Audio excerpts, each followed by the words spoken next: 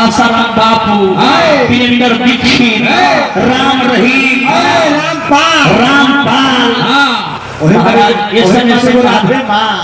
ऐसे महात्मा लोग भाई भाई साधु संत लोग, हाँ लोग के बीच में बड़ी राधे माँ, राधे माँ, ऊपर छटकारे लाली रहता है, जल भक्त लोग गोदी में खेलत नहीं तो भक्ति सीधी नहीं तो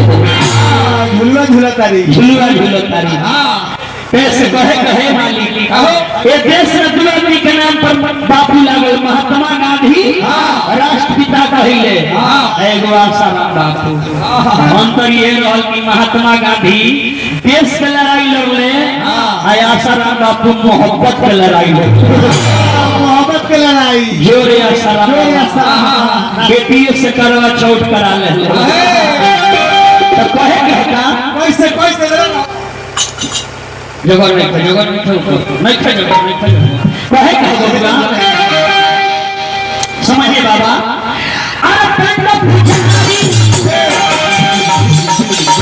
धर्म छोड़ी के रखसी वाला रखसी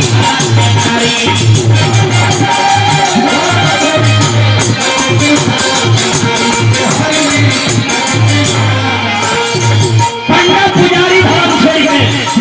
लिखो बाबू ब्राह्मण गोसाई पंडित ये भी बाबे तेरा केहू तो नहीं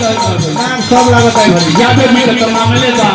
चौहान जी के मामले बा सिंह जी के मामले यहाँ लोग है पंडा पुजारी धर्म छोड़ी कर राक्षसी वाला में नारी कीर्तन में पहले लड़की नाचत रहे ना हमारी ये प्रधान हुई बड़ी पंडा पुजारी धर्म छोड़ी कर राक्षसी वाला में नारी ठाकुर जी के भोग लगावत लो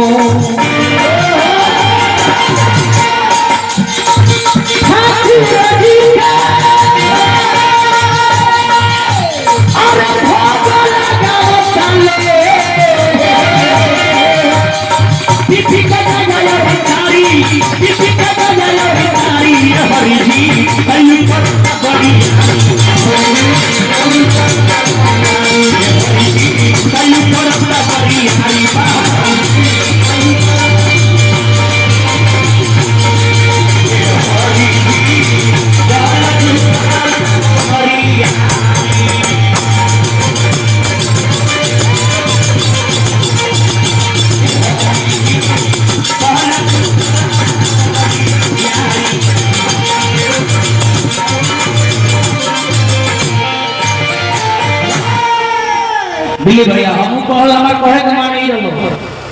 कि कौन